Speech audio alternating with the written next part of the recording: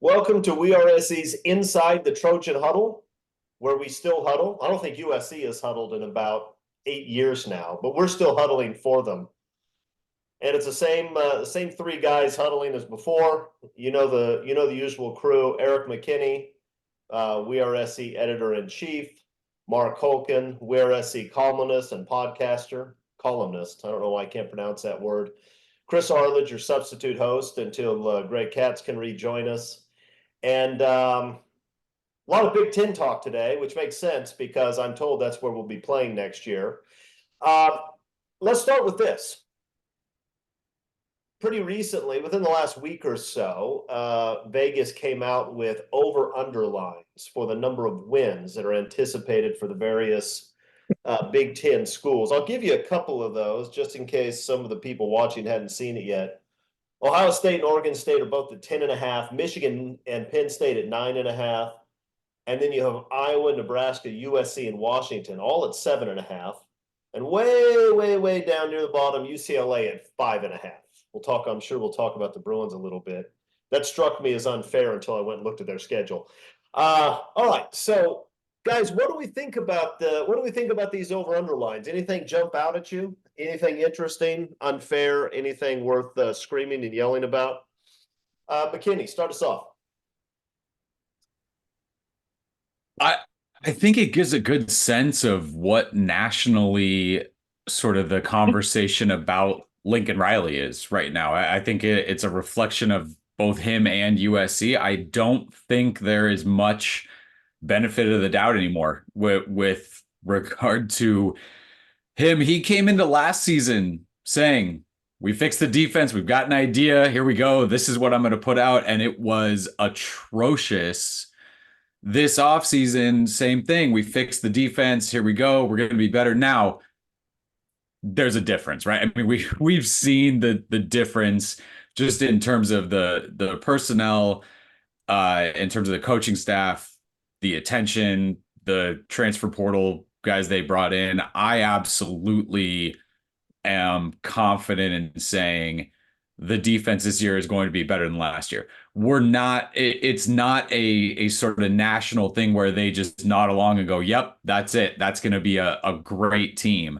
And so I think we're seeing that in some of the numbers. There's a bunch of prove it, I think, going on nationally. There's also, once you get into these conferences with 75 teams in them, the schedules are crazy different. I mean, when you look at kind of what's going on, like I just kind of briefly glanced at the other 7.5 teams along with USC, and you've got like Washington that doesn't play a real game until week 6. And you've got some of these teams that just sort of happen into maybe one or two sort of tough games, and all they have to do is win games that they're huge favorites in, and they've got 7 wins before they even have to play anybody. So I don't think I look at it and just say, okay, they think that USC is the same team as Nebraska, is the same team as Washington, is half a game better than Maryland. I think that the schedule plays into it a lot, and USC with LSU and Notre Dame, again, I haven't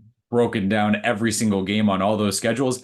I can't imagine there's 2 non-conference games on one schedule that look quite like that. So I think that both those things have USC at 7.5 and not in that top group in the Big Ten. And that's where you've kind of heard conversation this year, a clear top 4 in the Big Ten, and USC's not included there. So that number, 7.5, maybe 8.5 is kind of more fair, but that's still buying into, yeah, he fixed the defense. And like I said, that's not something that's just taken for granted at this point nationally.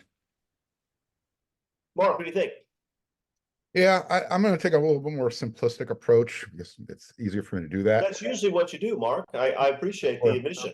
Exactly. So USC has, look at their home schedule, and you have to assume that USC can win their home game. So right off the bat, you've got to win against Utah State, Wisconsin, Penn State, Rutgers, Nebraska, and Notre Dame. So you got those wins. You're telling me that USC can't find 3 more wins out of that LSU game, that game at Minnesota, that game at UCLA, at Maryland, I don't know. To me, I understand what Eric's point is. It makes, I know where everybody's coming from. Show me your defense and I'll show you some respect. But I think if I'm betting on this, I'm going over. Again, you look, Eric brought up the schedule, but when you look at USC's schedule, their home schedule is advantageous. And even the away game at Washington, sure, Jed Fisher's a good coach. He was able to show what he can do at Arizona, but this is a completely new rebuild up at Washington. So when you look at all the nuances of every game, yeah, I think that's definitely take the over in USC's case. I'm fine with that. I'm fine with them at 7.5. If you want to give me money, I'll take it. I don't want to give you money, but I agree with you. I take the over also. I think that, frankly, I think at 8.5, Lincoln Riley doesn't have to fix the defense. He just has to have the defense not be historically awful. And Eric hit on a point that I think is worth mentioning. I mean, Iowa's at 7.5. That doesn't mean that Iowa is supposed to be as good a team as USC. If you look at Iowa's schedule, it's not in the same universe as USC's schedule. I mean, they obviously have, they have Ohio State in Columbus, so that's a loss, almost certainly. I hope not, but it's probably a loss. That then home games against Washington. Washington's rebuilding everything.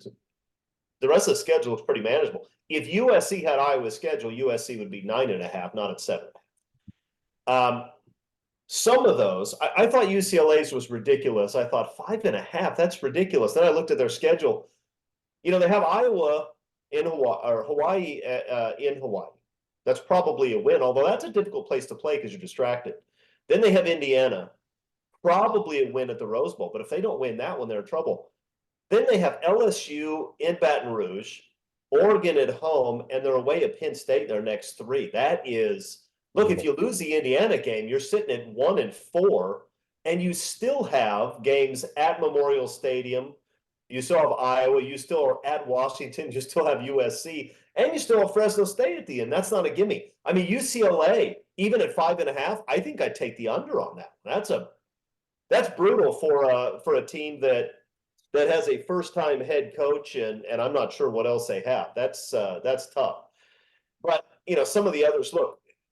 Oregon, Ohio State, that's about right for those two teams. I don't know that, I think Oregon's a little bit overrated, but Oregon's good. Ohio State doesn't even have a tough schedule.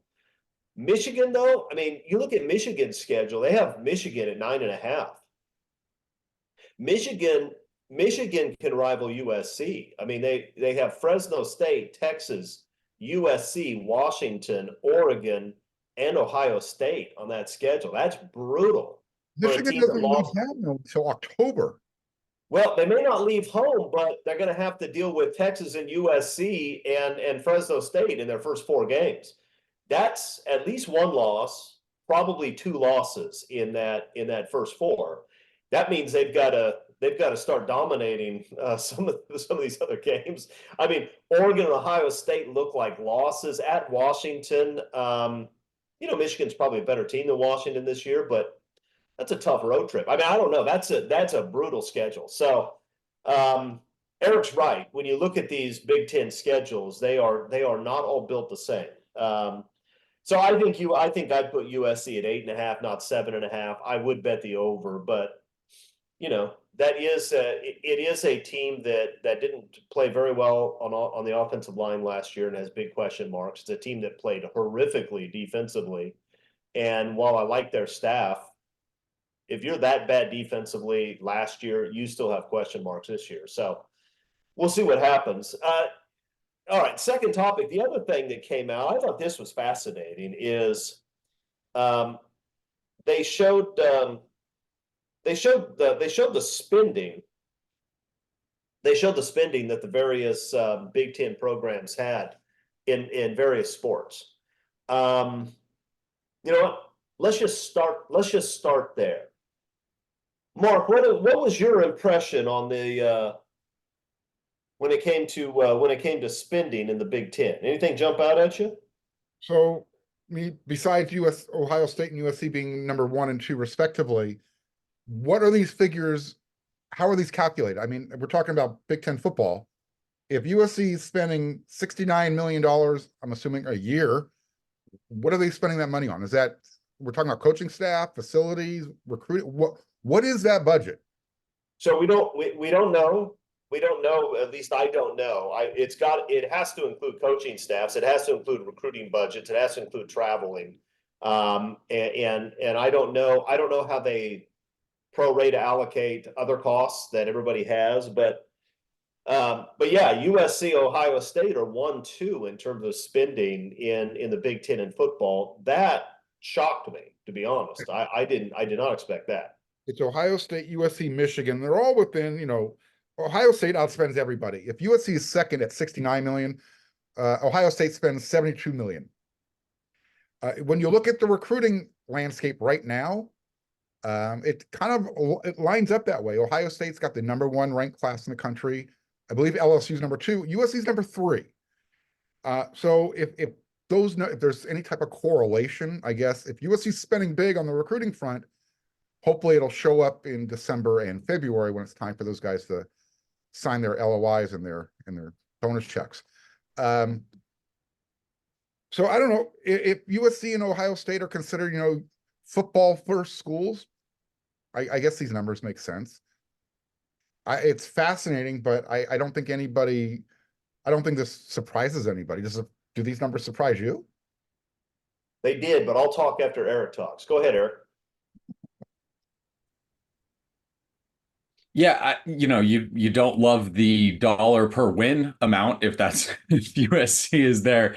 At #2, Oregon being down pretty low. What is that, like 7 from the bottom or something? And below UCLA is interesting. Again, is there money coming from somewhere else, or an expense for football in a different direction that they don't have to submit for the Department of Education numbers where this comes from? That is interesting. Is there coaching buyout money in this that's not specifically going to, benefiting the football program? Those types of things. It's nice that USC's there, right? I mean, we've seen these charts in the past, and USC's halfway down or in the bottom third, and it's like, what are you doing? So the idea that they kind of money where their mouth is, we want to win and we want to spend on football, sure, that's good. Now, kind of make it make sense with the dollars you're spending and the wins that are coming in from it. Yeah, I mean, if you look at the figures, and they had it for more than just the Big Ten, they had it for all of the major conferences and some of the minor conferences. There is clearly a correlation between spending and winning, right? I mean, the programs that win consistently spend a lot of money on football, and the programs that don't seem to care that much don't. Oregon is one that surprised me. I thought they would spend dramatically more than that, and maybe that means that they're spending dramatically more than that in the NIL realm and not in other places. I don't know. I'm sure that USC paid more to buy out its old staff and hire Lincoln Riley than Oregon had to pay to hire Dan Lanning, an assistant, and they didn't have to buy out anybody. So I suspect that that's part of it, but still, that's a pretty significant difference. Mark, you wanted to say something. As you were talking, I was looking at the numbers in the SEC. And I'll tell you what surprises me is how little, compared to Alabama and Auburn, Texas pays, LSU spends. I mean, those numbers to me were a little shocking. And you talk about, programs that spend a lot, win consistently. Auburn's spending a lot of money. They don't win very consistently. So they just like to throw money around, hoping that they can win. I mean, TCU, $62 million a year. That number also shocked me. That staggered me when I just read that. Yeah. Yeah, and look, when you look at that list, though, you can see why there's a reshuffling going on. You can see why USC jumps to the Big Ten. You can see why Florida State is fighting with everything they have to get out of the ACC, because while it's possible to spend a lot of money and not win a lot of games, it's also the case that there is a correlation between the spending and the winning. And if other teams are able to spend $80 million because they get $100 million in TV revenue and you get $30 million in TV revenue, I don't know how you make up that difference, right? So interesting. And what you can see is that a lot of the old Pac-12 teams are not spending a lot of money. I mean, Oregon was not. Utah was not. UCLA is not. And I think what you'll see now is you'll see the Oregons, Washingtons, the UCLA's probably climb up that list a little bit now that they're going to have more television revenues coming in, but maybe not UCLA, but the others probably will. But anyway, go ahead, Mark. Should we deduct 10 million from UCLA's numbers there, because since 10 million of that is allocated to Cal? I mean, is that UCLA's actual number, 31 million? I don't know, but in a couple of years, we see these numbers again. Cal's number will jump $10 million, so that'll be nice. Yeah, look. There are programs, as Mark pointed out, that spend a lot. Auburn spends a lot of money and doesn't do much. Texas A&M spends a lot of money. They've never done much, and so you certainly run into those types of programs. But it's not like Alabama was spending 40 million or Georgia was spending 40 million. I mean, the program. Alabama and Georgia and Ohio State and Oklahoma. I mean, those teams are all spending the amount of money that you think you have to in order to be elite. And if USC also concluded that they have to spend elite money to be elite, then all these moves make sense. Anything else on the spending? No. I mean, it really. No, I mean, I think that your point about the old Pac-12 teams, right? I mean, Oregon State and Washington State on the chart here gets lumped in with the Mountain West, and they're both below Colorado State. I mean, their Washington State is below Temple. I mean, and you wonder if some of those, right, if Colorado State in that conference, the travel and all of that gets worked in, and maybe they're traveling more, and those are the numbers. But no, I mean, that's where. That was the hill. That was the hill that the Pac-12 was going to have to climb for years and years and years to try to make up for all the screw ups that happened over the last, I don't know, decade plus in terms of being a real conference and trying to go up against what the Big Ten and the SEC were doing. Pac-12, it just always felt like, yeah, everybody's doing what we're doing, right? And everyone kind of nodded along knowing, no, we are not doing what you are doing. And Pac-12 didn't understand that. By the way, it's not an accident. Go ahead, Mark. I was going to say, this goes back even before, Larry Scott. We can go all the way back to Tom Hansen, how badly that conference was run. Sure. Yeah, and look, it's not an accident that Oregon State and Washington State are the two teams that are left out of the shuffle, right? I mean, because everybody knows those programs. Why are they spending that amount of money? Probably because they had to, right? I mean, if they could have spent. If the athletic directors of those programs could have spent more on football, they probably would have. And everybody realizes that if you bring in programs like that, if they have an outstanding head coach, and sometimes those programs have had outstanding head coaches, and they can have some good seasons, but there's a limited ceiling when you have no money. And those schools are out in the middle of nowhere, and they have tiny little stadiums, and they're in locations where it's hard to recruit. I mean, it takes a minor miracle for those guys to put together good football teams, which is why generally they don't. They do sometimes. They do a good job of hiring coaches. Right? I mean, Oregon State with Jonathan Smith, with Dennis Erickson, Mike Riley had some great seasons there, right? I mean, and Washington State was the same way. I mean, they had Dennis Erickson originally, and a whole series of coaches that allowed them to punch above their weight, but. If you're spending less money than Mater Dei is going to spend this year, it's hard to figure you can compete with the big boys, and they can't. So they won't anymore. Okay, let's move on then to topic number 3. All right, I expected this would be easier when I put this question together, and then I started to look at the names, and it got real hard. We're going to rank the top 5 football coaches in the Big Ten. Who wants to start us off? Eric, you're going to start us off, whether you want to or not. Give me your top 5. Is it jumping the gun on your ranking to put Lanning at 1 and 2, or do you want to run with that? Don't preempt me. I'm gonna run with that myself.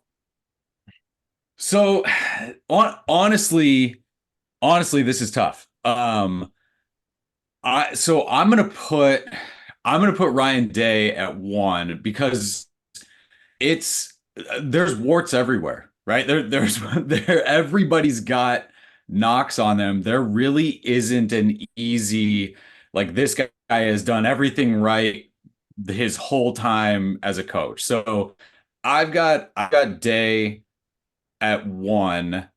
Uh, just kind of longevity and winning enough games in a place like this. Kirk Ferentz for me is number two. Riley's at three. Uh, and then it gets interesting because you're kind of guessing a little bit on some of these other guys. Um, so I have Luke Fickle at four. And then I know you guys hate him. Lanning for me is at five. His ability to recruit, his ability to build a roster up there. Again, it's a little bit of the David, like maybe don't make any decisions during the game, just kind of get our team ready to play and then step to the side. But he's at five for me. James Franklin will get conversation at there. I cannot unsee that Rose Bowl and what he did in that game against USC. So those are my five. All right, Culkin, what do you got? Yeah, so I too I have Ryan Day number one. I flip-flopped. I've got Lincoln Riley at number two. I understand he hasn't won a championship, but he's got plenty of accolades under his belt that we can slot him at number two. Granted, his big wart, that defensive side of the ball. My next guy, believe it, I'm going to put Matt Rule in there. I like what he did at Baylor, and I think he's going to be the right guy for Nebraska. Number five, yeah, Aren't you on four? I went Ryan Day, Lincoln Riley, Kirk Ferentz. Oh, okay, Prince. Okay.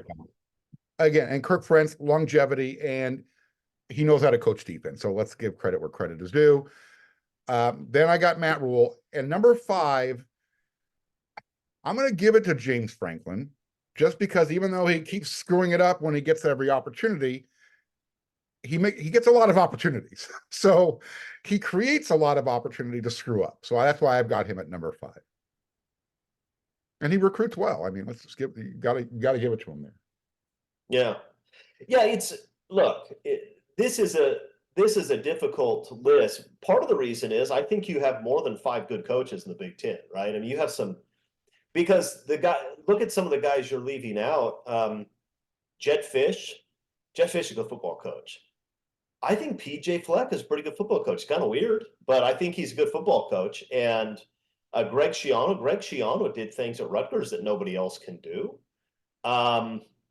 So, even guys like Brett Bielema have had success in the past. So I think this is a tough one. I also have Ryan Day at the top, and I have Ryan Day at the top because while he inherited a program that was loaded already, and he didn't have to build it from scratch. He's been there for a long time now. He's consistent. He recruits well. He develops offenses well, and so he just has a resume that suggests that he belongs at the top. That being said, if Matt Rule had followed Urban Meyer at Ohio State, would he be winning a bunch of games? Yeah, he would. Of course he would. He's a really good football coach, and Matt Rule actually has had to build programs. I think he'll build at Nebraska, but Nebraska's tough. So anyway, I have Day number one. I have Riley number two. He's just barely holding on for me because his misjudgment on the defense was just so extraordinarily bad. And frankly, bad in a way that I think very few coaches on this list would have misjudged. I mean, I think it was that much. I don't think Lanning or Franklin or Fickle or Rule or Schiano or Fleck or Fisch or Bielema or just about any of the others would have kept that defensive coordinator after what he'd seen. It was shockingly bad judgment.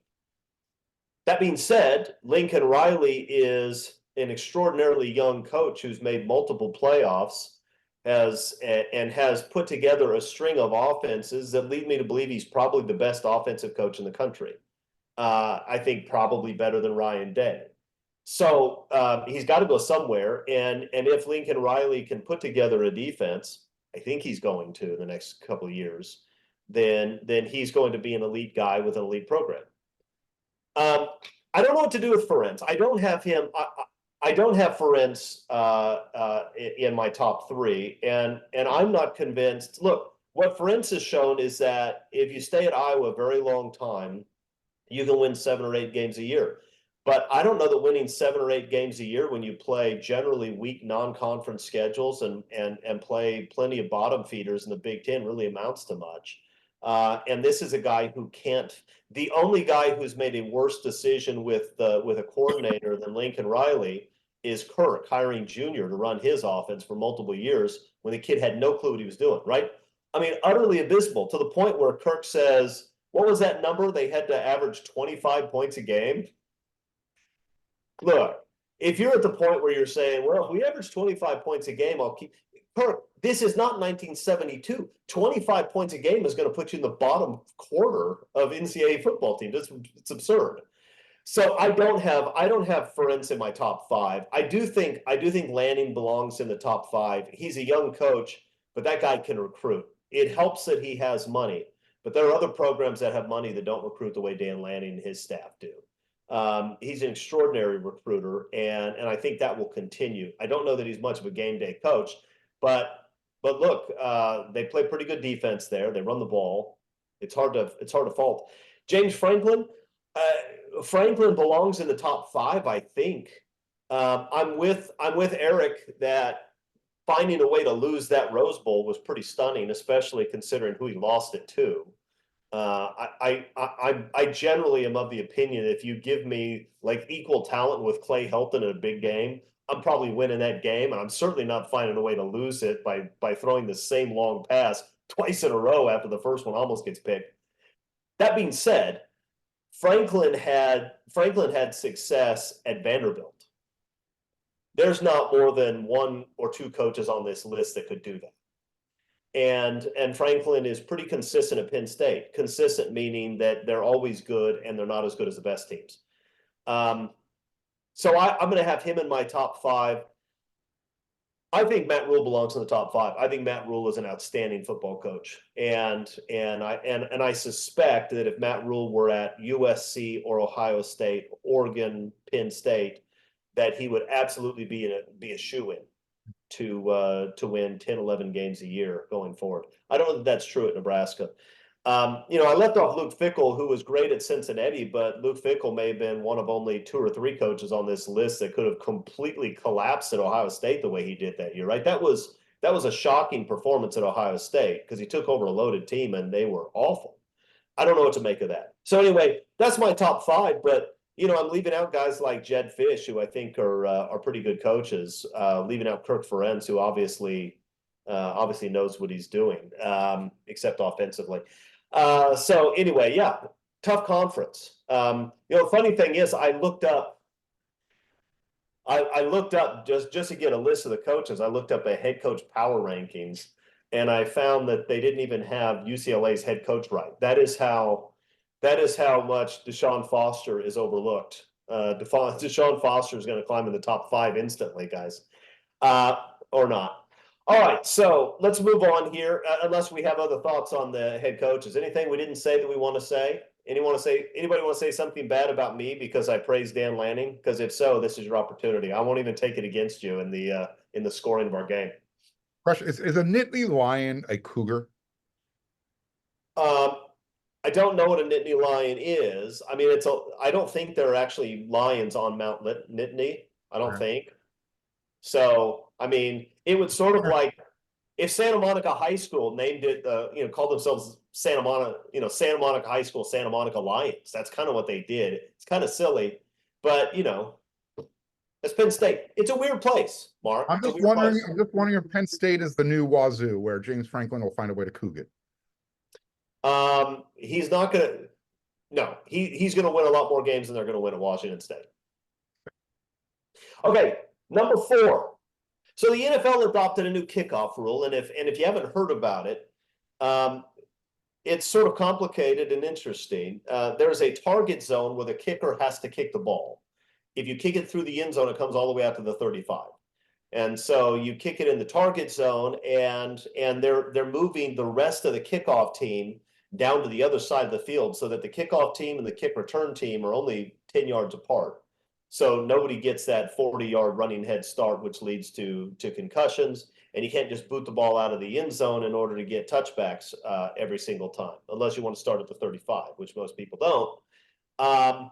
So anyway, that's essentially NFL kickoff rule. They're trying to bring kickoffs back without bringing kickoff head injuries back. What do you guys think about this? Should college football adopt it? I suspect they will at some point in the near future, but what do you think? Should they? Mark, what do you think? No.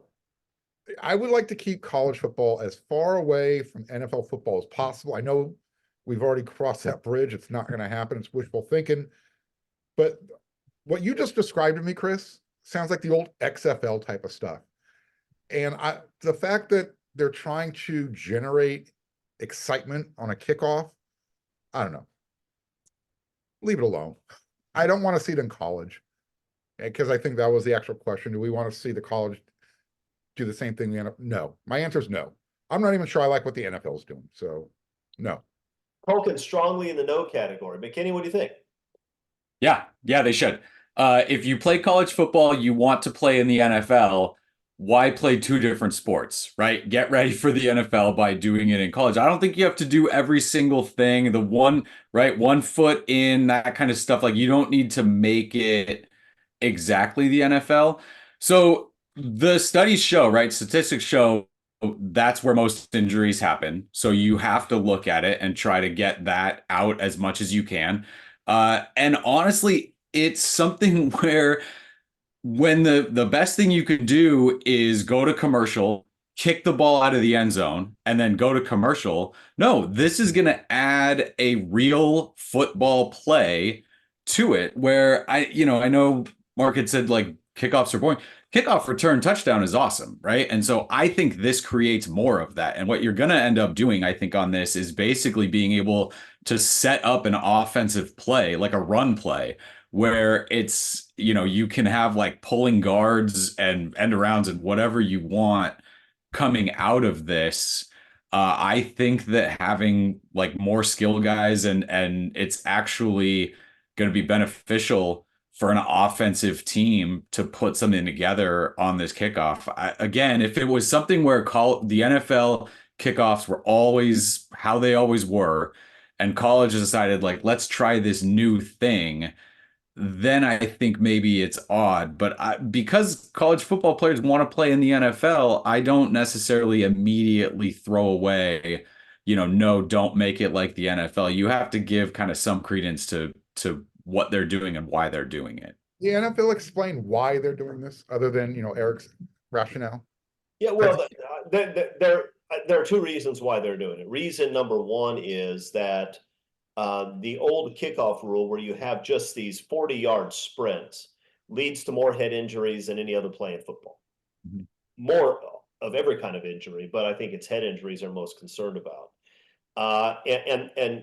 And so you either take the kickoff completely out of the game by continuing to move the kickoff closer and closer to the end zone so that, practically speaking, everything goes out, or you find another way to bring it back. And I think they've decided that the kickoff can be and should be an exciting play.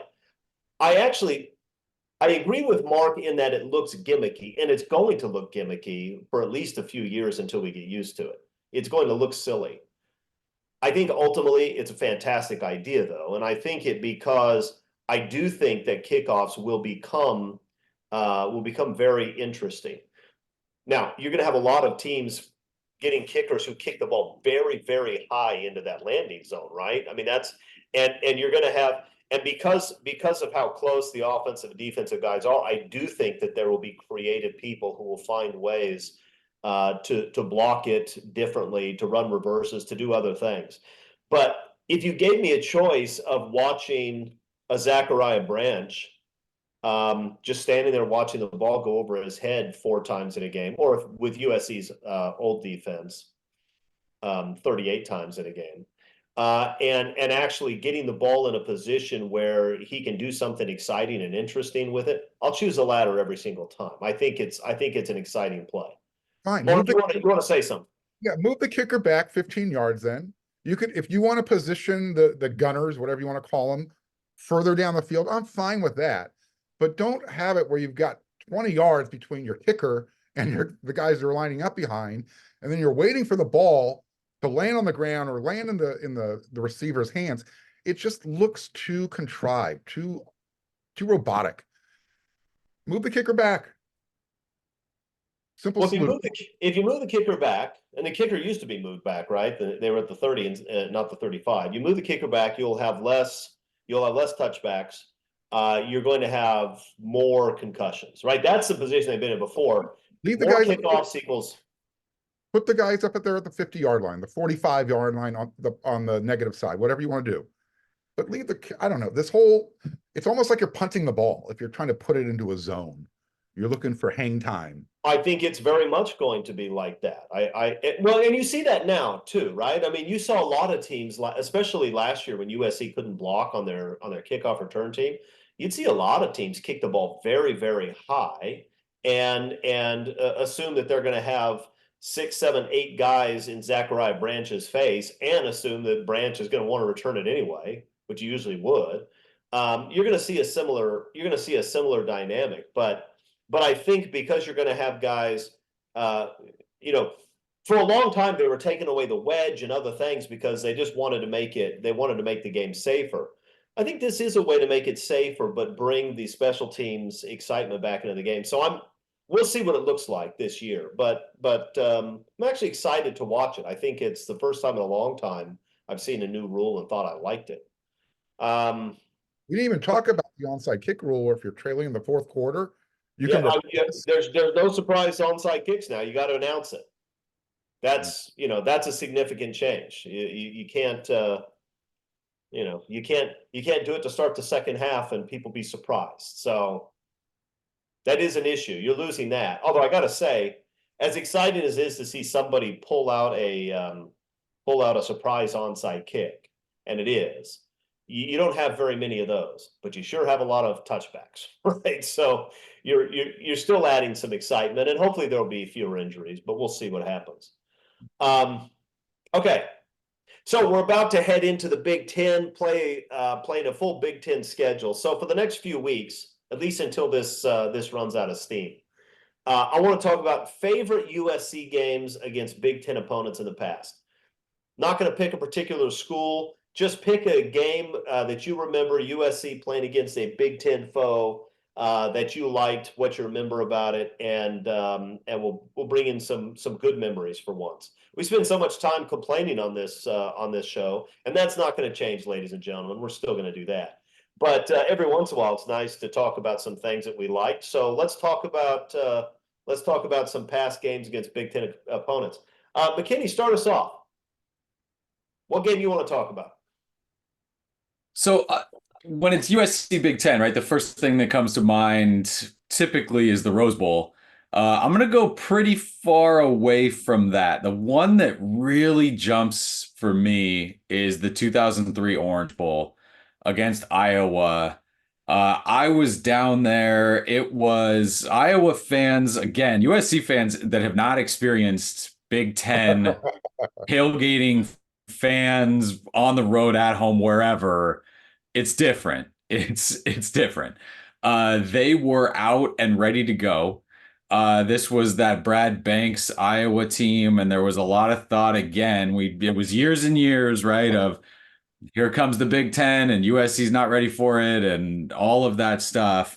And then it opened and Iowa takes the kickoff back for a touchdown. And it's kind of, are we sure we're okay here?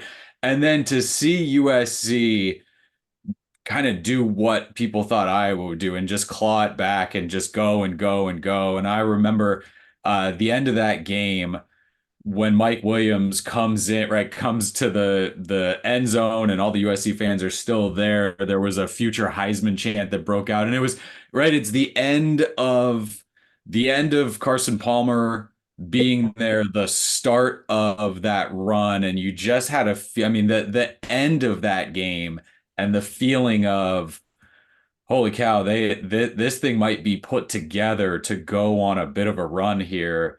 That was a feeling that absolutely lingered. Mike Williams was the guy at the end of that game, but just kind of the feel of the program, that memory is so strong after that game.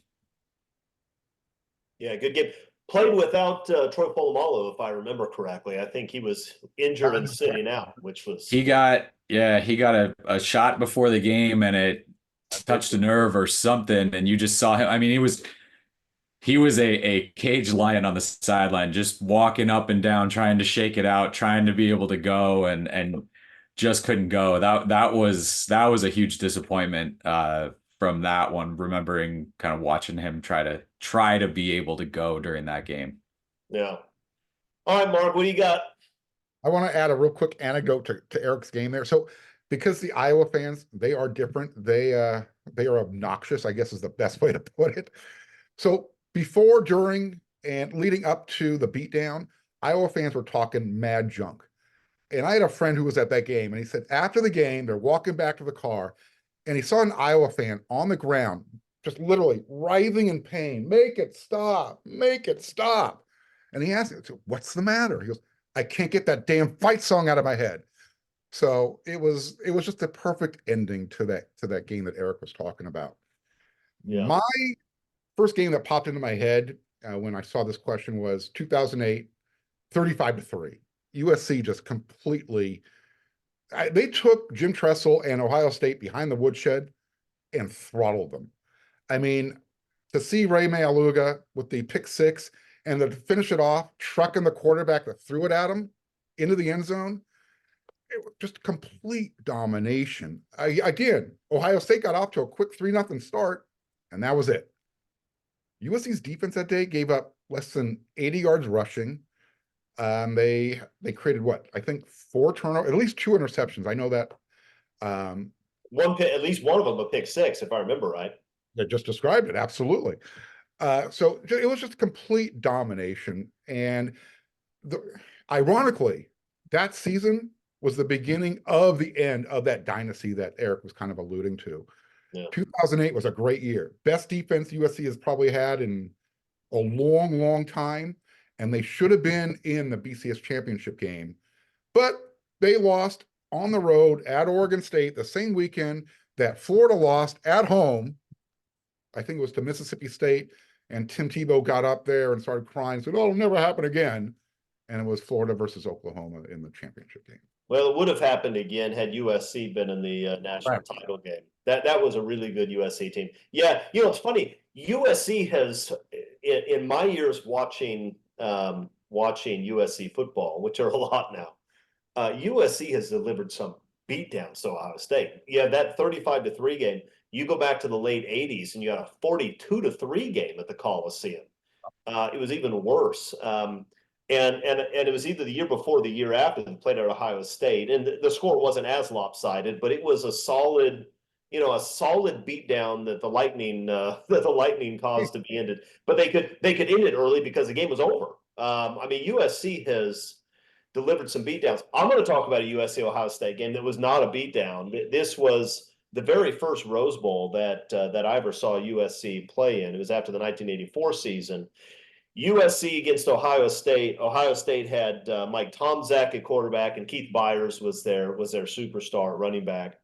And that was a good but not great USC team. They were 9-3 or 8-3 coming into the game. They had just lost actually pretty decisively to UCLA at the end of that season. They had lost to Notre Dame.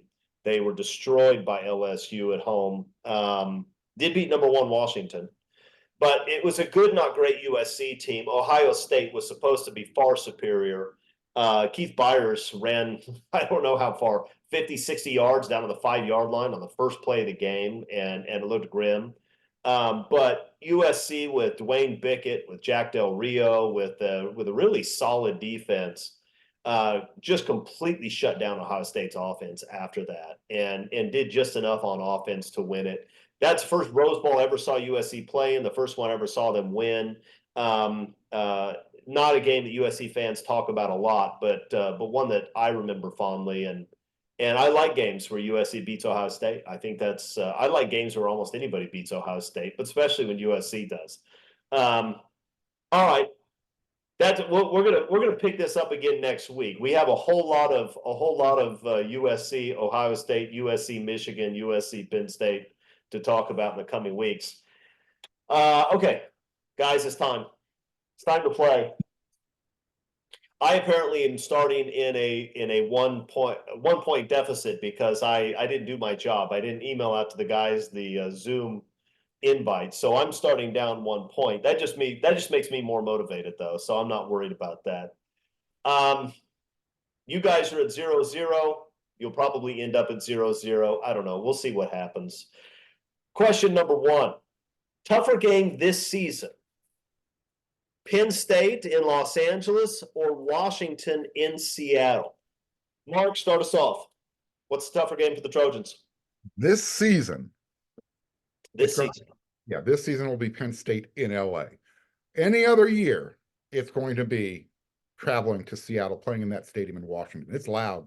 Anytime you play on the road, it's going to be a tougher environment. But this year, because Washington's going through that rebuild, Penn State's got a really good running game. They're bringing back a pretty experienced team. It's going to be that game. It'll be Penn State in LA. Eric? Yeah, I mean, I could pick Washington, but I don't want to try to win this point going uphill. It's Penn State this year. We've talked about how these Big Ten fans are going to travel, and I know USC fans don't want to hear it. There are going to be a ton of Penn State people in the Coliseum for that game. That he mentioned the 2 running backs Penn State's going to bring. They got a couple big time defensive guys. I think Fish probably needs a year and another transfer portal haul to rebuild what Washington has. I think Washington's going to be solid and going to be fine this year. That Penn State game is tougher. Yeah, playing at Washington is a tough place to play. And road games in college football, playing at home versus the road is it's enormous, right? The difference between playing a team like Oregon or Notre Dame at their place rather than at the Coliseum is huge. And so the only reason this question even makes sense, if it does, is because playing in Washington is so tough. Penn State's going to be the better football team. I think USC has a good chance to win both of these. But frankly, neither one is easy because road games are tough, and Washington does have a good coach, and they'll have a decent team. They won't be great. I think you're both right. You both get a point. It's still 1-1 to -1 apparently. Penn State has the home walkthrough against UCLA the week before they play USC too, so they'll be rested. That's a good point. Their guys won't have to play after the middle of the second quarter. By the way, you're right about the way these Big Ten teams travel, and I probably said on the show before, I can't remember, but when Nebraska came out during the Pete era, I can't remember what year that was, 06, 07, I don't know. 7. I was talking to a Nebraska fan at a tailgate, and then he said, "Look," I said I was impressed by how many people they brought. He said I heard that we have 20,000 people that came out that don't even have tickets for the game.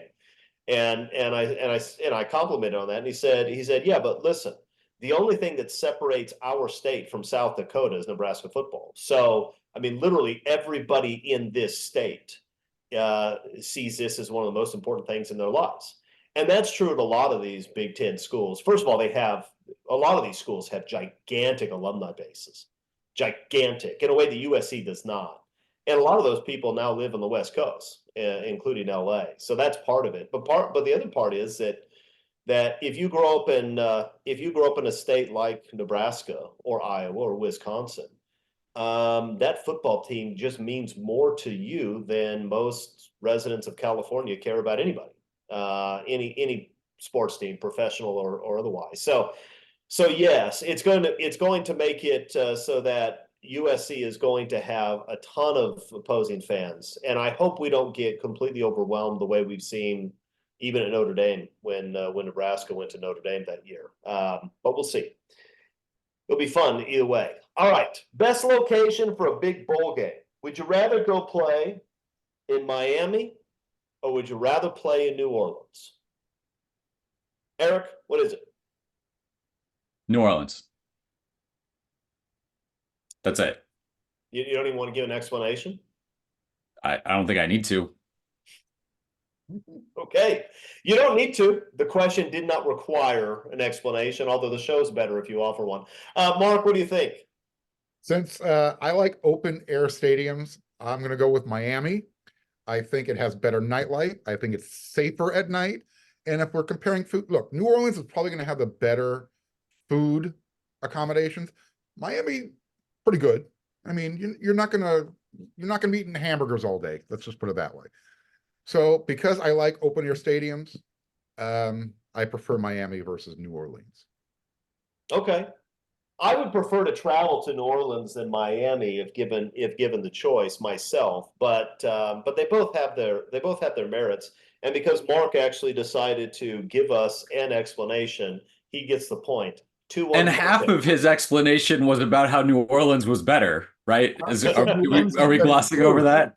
I said New Orleans has better food, but everything else leaned Miami. Your travel is the game and food. He got a point for effort. You gave no effort, Eric. Don't complain when you don't get a point when you didn't even try. And I actually begged you to say something, and you refused. So I knew Mark would make my case for me. Yeah, well, he didn't. 2-1 Mark. All right, question number 3. Best James Bond. This is the actor, but you can do whatever you want with it, and I suspect Mark will. So go ahead, Mark. What is it? Who's the best James Bond? Sean Connery. My favorite Sean Connery movie, Goldfinger. I'll let the audience figure out why. Well, give us a hint. Give us a hint. Why Goldfinger? You can have a femme fatale with that name, you win automatically. And you think Sean Connery is the one that gave Ms. Galore her name? Well, he's the one who got to enjoy her name. You should have said Sean Connery and just ended it. Well, what do you say, Eric? What do you got? Yeah, I mean, I hate when I have to back this up. It's Connery, right? Because he got to say all the stuff first, right? He got to James Bond first, shaken not stirred first. That he gets to be that guy. I will say, and not to undercut my own point, Daniel Craig is close at 2, but Connery is that for me, and I explained why for you this time. You did. Why didn't you like Roger Moore though, Eric? Why do you like Daniel Craig better? I didn't say I didn't like him. We have number 2, and Roger Moore is the second most famous James Bond after Sean Connery. You think? Yeah, I do. Look, I'll tell you why. I liked the Roger Moore movies, but the problem is Roger Moore turned the Bond films into they were too silly, right? Okay. It was all silly and funny and just skidding across the top of the surface and I'm not sure that makes sense of the Bond character. I mean, Bond was a killer, right? He's a trained killer. And Roger Moore never captured that for me. I enjoy the movies. Daniel Craig did. Frankly, Daniel Craig did in a way that even Sean Connery did not. His Bond was, if I wanted to hire somebody to do that job, I would hire somebody that acts like Daniel Craig more than Pierce Brosnan or Roger Moore or any of the others. So I'm a Daniel Craig fan. I do think Sean Connery is the right answer just because he created the template for everybody else. But if I had a choice between watching a Connery film and a Craig film, other than, well, there were a couple of Craig films that were bad, including the last one, which made me angry. But I think the better Daniel Craig movies are better than the better Sean Connery movies. But I think Sean Connery is the right answer because of the reasons that were suggested. But you're both getting a point. I'm not getting, you both give an explanation, and it's now 3-2. And McKinney's now kicking himself for not just giving us a reason, any reason. All right, number 4. A strange question, which probably doesn't separate this from many of the ones that I ask in this game. USC has picked you to lead a new foreign campus in a location of your choice. Where are you going to put that campus? McKinney, go. So because I am a team player, I am not doing this just for myself. I am setting up shop in Tonga, and I am recruiting football players to my campus that I can send over here and start that pipeline, a true pipeline, an easier one to bring a bunch of players in. Not a terrible place for me to spend some time too and vacation out there a little bit, but yeah, that's where I'm going. I mean, I've never been there. I assume that it's a nice place to hang out on the beach. Probably not a lot else going on, so I hope you like the beach. But I appreciate the sacrifice you're making for USC's offensive and defensive lines. Mark Tolkien, where are you going to put it? So I like where Eric went with this. I'm going to stay on an island though, and I'm going to do it more from an NIL perspective. I got the island of Capri. I think if you want to impress people, take them to the island of Capri. They're probably not going to want to leave. And you know, it was I don't know, founded is the right word, but Emperor Augustus from the Roman Empire, he made that his Roman getaway, his holiday to go away from. And I love Italian food. Can't beat that. You're in the Bay of Naples. So yeah. Eric, you do the recruiting, send them all over to me and we'll keep them happy. So I like And apparently both those keeping answers. them there hostage so that they can't play football. I don't know if that was the point there. I think you're stretching things, Eric. I don't think that's what he's saying, but and he's right. And the Emperor Tiberius, the second emperor of the Roman Empire, spent almost all of his last years on Capri. And we're not going to talk about what he did while he was there because it was messed up. But you can still see the ruins, and it's kind of a nice place to stand and look out at the beach. Because McKinney did something creative with his answer, he gets the point. It's 3-3. All right, number 5. Some big visit weekends coming in June. A couple of monster weekends. USC has a couple of these every summer. Which means in a few months, we're going to have some idea how this USC recruiting class is going to end up. At least we'll have a decent idea because we're going to see how impactful those were. So I want you to go on record before we get to that point, and I want you to predict USC's ultimate finish in the recruiting rankings. And if anybody reads WeAreSC, they know that Mark was playing around with this topic and maybe making a bold claim in his article today or yesterday. I read it today. So Mark, start us off. Where's USC going to finish in the recruiting rankings this year? Well, I'll tell you, if USC holds on to their current defensive line class, I mean, right now they've got the 3rd ranked class in the country, 12 commits. And they add a few more in their defensive line to the defensive line room. They're going to be number 1. I mean, there's no way to say it. Right now, they're number 3. There's a way to say. You just said it. Well, you're right. Okay. If they get the guys who are visiting on June 21st, and they get the guys that they already have committed to stick, along with Juju Lewis, who's part of the 12 commitments, that is your number 1 ranked recruiting class in the country. So are they going to do that? Are you predicting number 1 class? No, I'm going to predict number 3. Okay, so you think we're losing some of those guys? You got our hopes up. We were all very excited, and now you're throwing the. I just don't think they'll be able to get everybody on June 21st is the reason why. Okay, that's why you threw that ice cold bucket of water on us. All right, actually, I'd take number 3 class. That'd be fantastic. Eric, what do you think? Where's USC going to finish in the recruiting rankings this year? 6.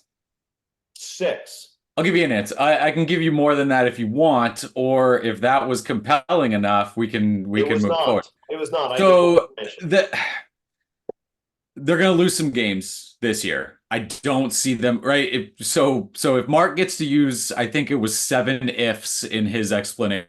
I'll use 7, right? So yeah, if they go to the playoff, if they win a playoff game, if they're that good, then I can see it going up. At this point, boy, it's hard to see that happening at the end of this season. So you lose a couple games, and it's not always a 1-to-1. You lose a game, you lose a recruit, but winning playoff games is going to be a really good way to bring guys in. And then the guys they have, I mean, you're trying to take Georgia defensive linemen away from Georgia and Alabama and pull them over Texas and get them not to go up and visit Eugene. That's tough. And the idea that yeah, they're going to get all those guys is really difficult for me to buy. So again, it's not I don't think it's 12. I don't think it's 18. Seeing them with the way things have gone and potentially the way this season goes, where there's going to be a national champion, right? There's going to be 4 semifinal teams out there. I don't at this point feel good about saying USC's one of those. I think 6 is up there, and I don't want to say this is a disappointment because they're sitting at 3 right now. I think that has a chance to be a phenomenal class if they end up right there. But yeah, the idea that they get all their defensive linemen, love the idea. Would be phenomenal. It's tough to sit here and guarantee that at this point. Yeah, I mean, Lincoln Riley is playing a very high risk, high reward game with his recruiting this year. I mean, he's heavily focused on pulling these guys out of the Deep South, particularly Georgia. And look, they have commitments from some absolute superstars in Georgia right now. And they may hold on to those guys. They may hold on to Juju Lewis. I don't know. They may hold on to the defensive lineman. I do think Eric's right that if you live in Georgia, if USC goes 8-4 and Georgia's in the national title game, you have months where everybody that you talk to is talking about Georgia football. They're excited about it. Everybody you run into is asking, why are you going to throw your career away when you can go to Georgia and win national titles, right? You have to be able to deal with that the entire season and still feel that USC is a place to go. I think they'll get some of those guys. I think it'll be a good class, but that's going to be tough. USC needs to play much better defensively. But even if they do, if USC is an also ran by the time you get to the middle of October, just makes it tough. There's so much excitement surrounding these other programs that are going to go deep. So we'll see. All right. So I liked Eric's explanation, but I like Mark's optimism. We're going to go 1 point each. It's 4-4. Okay. We don't talk much about this guy, but Dabo Swinney has sort of made himself an outlier with head coaches these days. He doesn't seem that interested in NIL. He is absolutely uninterested in the transfer portal. I think Mark talked a little bit about Dabo today also. So here's a question. Has Dabo Swinney ended his career as an elite coach because of the position he's taking with regard to NIL and the transfer portal? Eric, what do you think? I think that's part of why. I don't think that's all of why, but yeah, I'm what he's done, right? There is this vacuum in college football right now with Nick Saban out. So when you look at just who has won national championships, you still have to put him up there in that top group. It feels like that sort of combination of landing Deshaun Watson and then those defensive linemen that they had just rolling through, that's a big reason why. The idea that you could put together that defensive line now with the money you'd have to spend in NIL and working the transfer portal and all of that, if you're not going to do that, then you're not going to have that quarterback and that defensive line going forward. And it sure feels like what we've seen to win in college football, you need that quarterback and that defensive line. So if he's not going to do that, no, he's not going to win more national championships. He's not going to be considered up there with those elite coaches who will do that to put together those specific positions. Yeah, Trevor Lawrence didn't hurt either. Okay, Mark, what do you think? Is Dabo done? No, I don't. Forget about him? No, he's not done. And we're giving a lot of credit to USC's high school recruiting right now. And let's give some credit to Dabo. 127 players started spring camp on that roster. 125 of them are still on that roster. You got to give credit to that. He's doing something right. You know, that whole locker room culture thing, it must be working. And if I'm looking at his team recruiting class right now, USC's number 3. Guess who's number 4? Clemson. And you look at the top of their recruiting composite, you've got an edge, a defensive lineman, a running back, a defensive lineman, a safety, offensive tackle. I mean, he's building the roster the right way. And I think what we saw happen in this last spring transfer window, where all of a sudden the tail is wagging the dog and players are coming out and they're saying, I need 1.5. I think that might have started the tilting it back the other direction, where, you know, the coach said, hey, we played this game with you for a year. We're not going to let the players run this thing anymore. And I don't want to call it collusion, but I think the coaches behind the scenes after the season are going to get together and say, you know what, let's make sure we're still in control of this. You can't have 17 and 18-year-old, 19-year-old kids, young adults, doing the interviewing process and telling the coach, I'll come play for you if you give me this much money. You can't have it like that. So I like that Dabo's willing to, I don't know, fall on his sword. I think Lincoln Riley he didn't want to do it this year, but that's kind of what's happening to him. He wanted to use the spring transfer window to fill those specific needs, the ones that God did not create very many of. But if those guys are going to be asking for more money than they're worth, I think Dabo's doing it the right way.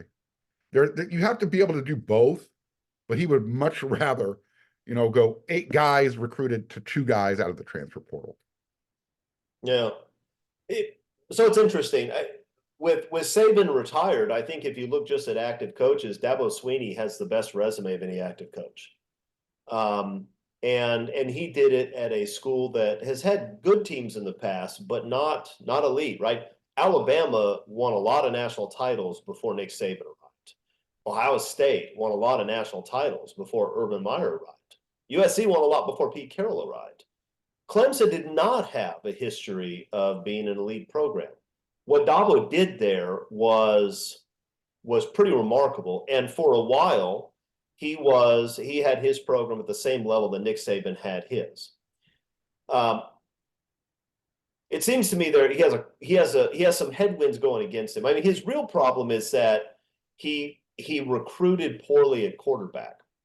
And his quarterback play was so bad, despite the fact that their defense still looked like the Clemson defense, they were not able to compete with the big boys. He has to solve that problem. And if you can't throw the ball well in college football today, you cannot be an elite program. It's just the way it is. But he has a couple of other headwinds. I think that playing in the ACC is a problem because Clemson isn't spending as much money as the top programs already, and that gap is going to grow unless they can escape from the ACC, and I don't know if they can. I think Dabo's plan at this point is, he's still relatively young. I think he figures that college football is going to come up with some rules that end this craziness that he hates so much and isn't willing to play and probably can't afford to play. I don't know if it's going to happen soon enough. It's not the case that the coaches are going to get together this offseason. You think Oregon's going to stop buying players, Mark, because Dabo Swinney sits down with Dan Lanning and says, please? They're not. Texas and Texas A&M and Oregon and the programs that are spending a lot of money will continue to spend a lot of money. Oregon is not troubled that they spent $1.5 million for a defensive lineman who's good but not great. They seem to be okay with it. So I don't think that's going to happen. When the locker rooms start falling apart, it will. You can only have so many of those players in your locker room before people are saying, "Hey, where's mine? Hey, you can afford it? Why don't you buy that for me?" That type of stuff. I get it. That is a risk, although that's a risk that NFL. I mean, that's something NFL coaches have to deal with, right? And you can, it's hard to stay at the top of the NFL too for a lot of reasons, but. Yeah, Dabo is not going to have a top 3 program in the coming few years. He just can't because college football recruiting has gone a direction that he's unable to go. But But I do think if they can get Congress to pass legislation and offering to revenue share with the players, I think is a key to getting Congress to act. And the NCAA said they're going to do that. Then who knows? Because the guy has done something special with the culture of that program. And Mark points that out even now when they are well past their prime. They still have done something special with a culture that very few coaches have been able to do. And that means something. Okay. I'm going to give Mark Colkin the point. I don't even remember what Eric's answer is. That's why. And we're not going to, there's no video review. We're not going to go back and check. All right. Number 7, better place to be a head coach right now, the Big Ten or the NFC? Mark, what do you think? Well, I've heard Lincoln Riley hint that he wouldn't mind coaching in the NFL. And I have one reason why the NFC is a better job. It's not about money. You do get a vacation, though, at the end of the year. You get some time off. I don't think you get that coaching in college. You're constantly recruiting. You're constantly trying to retain your own roster. Give me the NFL. One vote for the NFL. Eric, what do you think?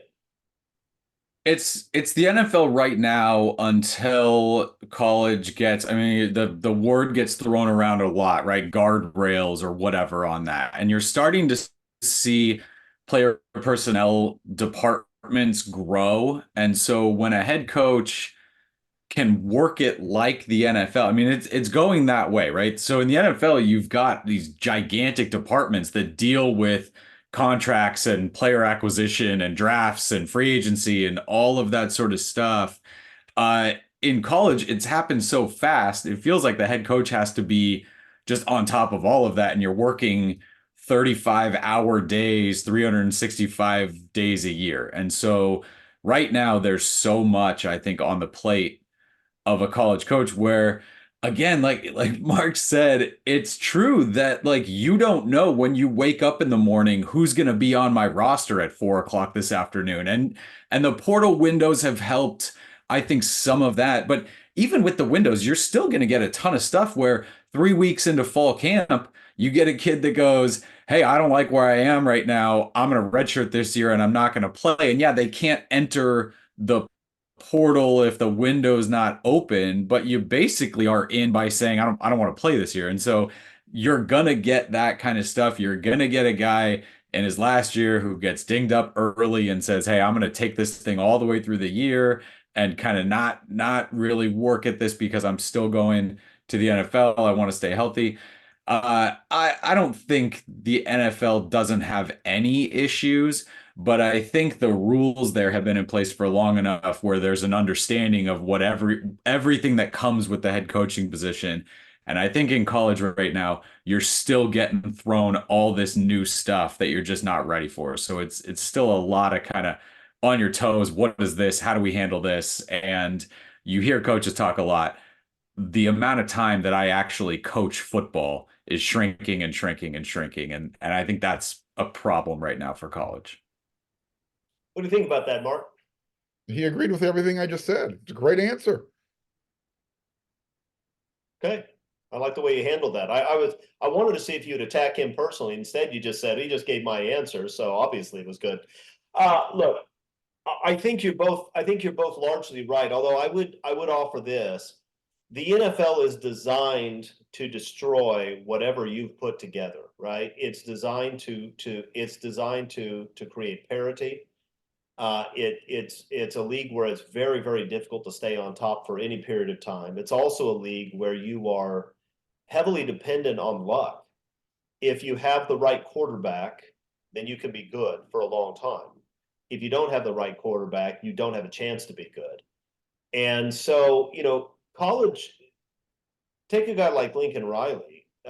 If Lincoln Riley could coach in the NFL where he has say over personnel and where he has a quarterback, then it makes sense. I can see why Jim Harbaugh would go to the Chargers. Harbaugh has a quarterback he thinks will be good, who is good, but he thinks can win championships. I get that.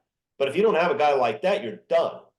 And so I don't know. I mean, if you if Ryan Day stays in college, he can coach and make a ton of money and win a lot of games for the next 30 years. If he goes to the NFL, he may be out of a job in 2. That's just the reality. So I do think I would rather coach in the NFL in terms of the certainty that it offers and probably the lifestyle it offers. But you go to the NFL as Lou Holtz and Pete Carroll and Steve Spurrier and Nick Saban and a whole bunch of others that figure out you can be a great football coach. You go to the NFL and you may just get destroyed by it. So I don't know. It depends what end of the Big Ten too, right? I mean, like if you're Dan Lanning and you just say that guy, get me that guy, and then people show up, shake his hand, and you got him on your roster, that's a great spot to be. If you're coaching at Purdue and you recruit a guy all the way along, you get him on your roster, and 6 days in, he goes, "Hey, I'm going to this other program." That would get old. That would get old real fast. Yeah. No, I agree with that. I'm assuming here that we're talking about elite coaches who can pick their place. And if you're an elite coach, you're not going to be at Purdue very long. You're going to go somewhere better. Sorry, Purdue. Although there's no Purdue fans watching this show. There may not be any Purdue fans. You think they're Purdue fans? I mean, I know Wisconsin and Nebraska are going to bring a lot. I know Penn State will bring a lot. I don't remember when Purdue came out in like 1998, 90. Was it 97? 7, 6? I can't remember. Whenever they came out, I don't remember there being, it was hot. And we saw Carson Palmer for the first time, but I don't remember there being a ton of Purdue fans. So maybe Purdue's an exception to this Big Ten has a lot of fans rule. I don't know. Maybe I'll be proven wrong. Okay, you both gave exactly the same answer, so nobody gets a point. And Mark says that's not fair but that was just the luck of the draw, Mark. I think Eric would have given the same answer even if he had to answer first, wouldn't you, Eric? Just nod your head, yes. Yeah, probably. Yeah, okay. Probably even better. Probably a better answer. Yeah, I think your answer dragged his down. All right, question number 8. Give me the 3 best heavyweight champions of all time. Eric McKinney, go. Look, I mean, I'm not gonna pretend that I know a ton about boxing, and I know like you're gonna, pick me apart if I try to get really into this stuff. I want to say, Bill Murray, right, in heavyweights. That's got to be one of them in there in the top 3. So Joe Louis, I think, is top, right? Muhammad Ali, George Foreman. Those are my 3 with a shout out to Bill Murray from heavyweights. Okay. What do you think about that top 3, Mark? So when you're called the greatest of all time, you start with Muhammad Ali. He is the best heavyweight of all time. You then can have a discussion about who's number 2, who's number 3, who's number 4. Number 2 for me, Mike Tyson, the scariest man who ever put on a pair of boxing gloves. And I think that young man, Mr. Paul, is going to find out here really shortly that a 50-year-old plus Mike Tyson is not someone you want to mess around with. Number 3 for me, I went back and forth, but I'm going with George Foreman. Before he got beat, that dude was a monster. He was a scary, scary individual. And now he's one of the nicest, well, you got the Foreman grill, one of the nicest guys you'll ever meet. But inside the boxing ring, that dude, yeah, 6 foot, 9, 6 foot 8. No, he was not 6 foot 9. He's 6'3", 6'4". Come on. He was tall. He was big. Come on now. Let's not be silly. All right. Listen. Wait, I got to jump in, and I'm going to lose points on this, I'm sure. Bill Murray meatballs, obviously, absolute brain fart there. Ben Stiller heavyweights, so I'm gonna slide him in. Ben Stiller is my number 4 there. Well, thank you for that clarification. Tons of heavyweights fans watch this. The Venn diagram is basically a circle. That's not good news. I didn't know that, and I'm not happy to hear it. Okay, so it's interesting that George Foreman makes both of your top 3s. George Foreman got absolutely destroyed by Ali when Foreman was in his prime. And I don't know that. And Mike Tyson never beat anybody. He was fantastic. He never beat anybody. He didn't fight Riddick Bowe. He lost to Holyfield twice. He got absolutely annihilated by Lennox Lewis. Is this your pitch for the July 20 fight? No. Finally, he gets to box somebody. No. I don't think I'm going to pay for the Jake Paul fight. Now, look, Mike Tyson 10 years ago would fight nobodies and wouldn't throw a punch through most rounds. So I don't know what he's going to do to Jake Paul. You see these training clips of him, which is allegedly him right now, but he looks better right now than he did 15 years ago. I'm a little bit skeptical of that. I think that those videos I think that's CGI or something. He'll probably beat Jake Paul, but I'm not sure that's saying much. I don't like either answer. It's still 5-4. Question number 9. Best. Can you give a 3? Just can you give the right answer of your 3? I think you were on your way to a pretty solid answer when you went. Joe Louis, I would put at number 2, not number 1. Ali is number 1. I think in terms of number 3, I don't think you can do George Foreman. I think you have a lot of heavyweights recently who would be a problem because of their size. Vladimir Klitschko would be a problem for a lot of guys. Lennox Lewis would have been a problem for a lot of guys. But I'm actually going to go with Joe Frazier, despite the fact that he was undersized. He beat Ali when Ali was still young and knocked him down at the end of the fight. And in the third fight against Ali, he quit late in the fight, but Ali's camp said that Ali was going to quit if he didn't. If that fight goes a different way, then you can make an argument that the greatest heavyweight of all time may be Joe Frazier instead of Ali. I think it's that close. So I'm putting Frazier number 3. But he was 5 for me just after Stiller. Just good. I was hoping we'd get another reference to that. Okay, so 5-4. Eric's lucky he didn't just lose a point with that last piece of nonsense. Question number 9. Give me the best role player in USC football history. Interpret that how you want. If you say Reggie Bush, that's not a role player, you're wrong. Best role player in USC football history. Mark Holkin, start us off. You look confused. I think you're not ready to go. We're going to take advantage of that. Go ahead. Yeah, I'm trying to decide what is a role player. So obviously, I think a kicker would qualify as a role player, but okay. I'm not going to pick a kicker. I'm not going to pick a kicker. Oh, okay. You're just clarifying that you could. That's good. That's good. Are you going to pick Ben Stiller? I'm going to go with Malifaux McKenzie because he was there for so long and he played so many roles. Ultimately, he was a role player, but he tried his hardest. So, and a good one, a tailback, a fullback, moved around, did a lot of stuff. Okay, I like that answer. That's a good answer. Can you beat that answer, Eric? I'm going to pick a kicker. No, I'm not. So Tom Malone was the first name just because anytime you play a season and you don't qualify for whatever it is at your position, I think you can call it a role player, although still a starter there. So I went somewhere else. Also, I knew you'd eliminate me from this week's game and next week's game if you pick a kicker. If you pick a kicker, so I'm along the same lines as Mark. Mosi Tutupu is mine, and starter, sure, like fullback, but enough carries, but not a ton. I think his most was like 80, 78, I think, in a season. And then on special teams, right? That's the college special teams player of the year award is Mosi Tutupu. That's a guy who filled a bunch of different roles, but I don't know if anybody sees him as a star. I know he's a name for USC fans, certainly for New England Patriots fans. But again, a guy who filled multiple roles at USC. Yeah, it's an interesting question whether he's a role player, but I'm going to give you credit for the answer because I think if you asked USC fans to name the top 50 players in USC football history, he's not making the top 50. And so maybe he is a role player. And I want this game to be tied going to the last question anyway. So McKinney gets a point. It's 5-5. Don't act like that, Mark. Sometimes you get breaks that way too.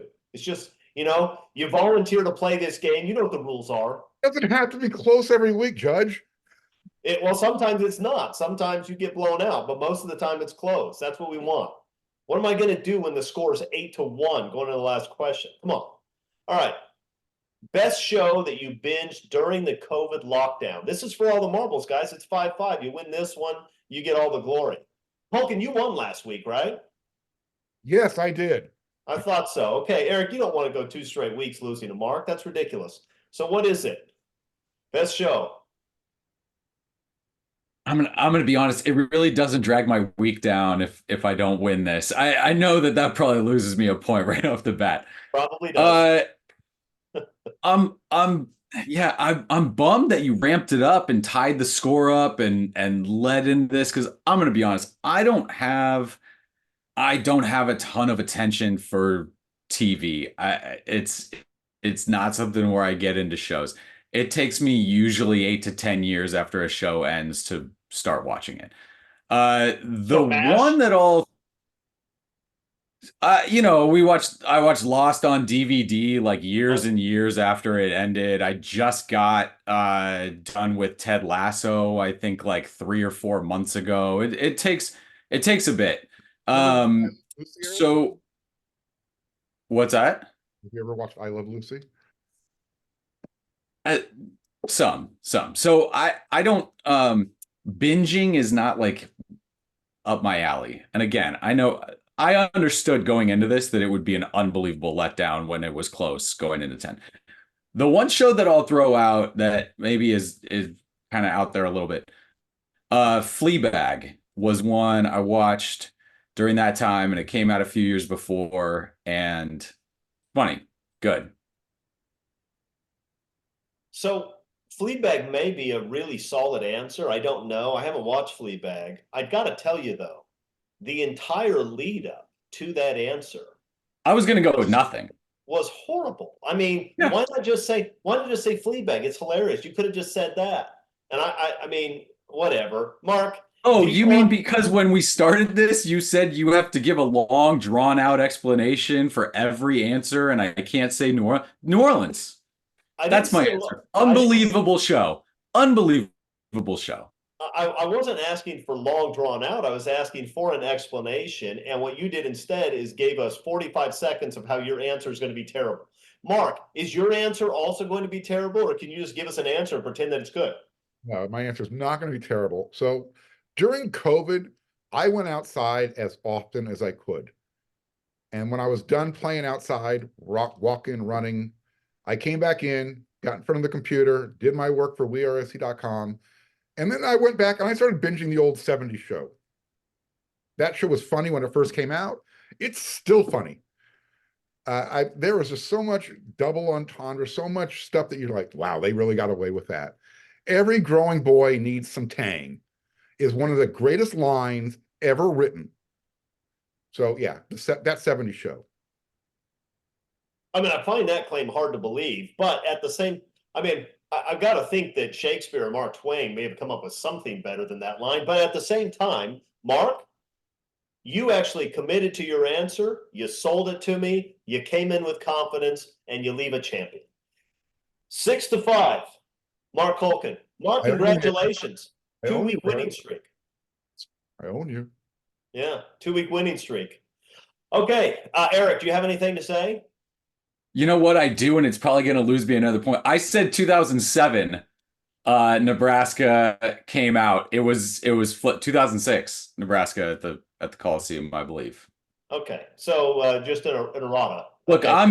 I'm here for the viewers. I need to give them answer. If I don't have a great TV recommendation, I'm not going to waste their time by giving them one. Well, you did waste their time by telling them why you couldn't. Mark, do you have anything to add? Expect that a little bit, right? It got a little adverse here at the very end, and there are people who don't like that. They're going to complain to us that we're fighting. The truth is we all like each other very much, but the game is more fun, if not for the viewer, for me when I attack you guys. Mark, you have anything to say before we go? No, I wanted to back up that claim that we really do like each other a lot. We have a lot of fun with each other. So everybody who's out there thinking that we're taking shots at each other, we are, but we like each other also. This is true. By the way, do I still have time for a rebuttal? Yeah, go ahead. Go ahead. Knock yourself out. None of what they're saying is true. I think everybody understands that. They're not buying your lies. Fair enough. You know what though? If you want to show up to a meet and greet at some point, then you can see that we are all as dumb in person as we appear to be on this program. And maybe we can. I think we're going to try to set one up in Las Vegas. So if you're going to USC LSU, we'll have a get together to celebrate the coming 12-0 season for the USC Trojans. Okay, fellas, I think we're finished here. Mark, you're going to say something? No, I agree. Okay. I thought you wanted to have the last word. That would have offended me. I'm glad you didn't. All right, until next week. For Eric McKinney, for two-time champion Mark Culkin, and for myself, fight on, everybody.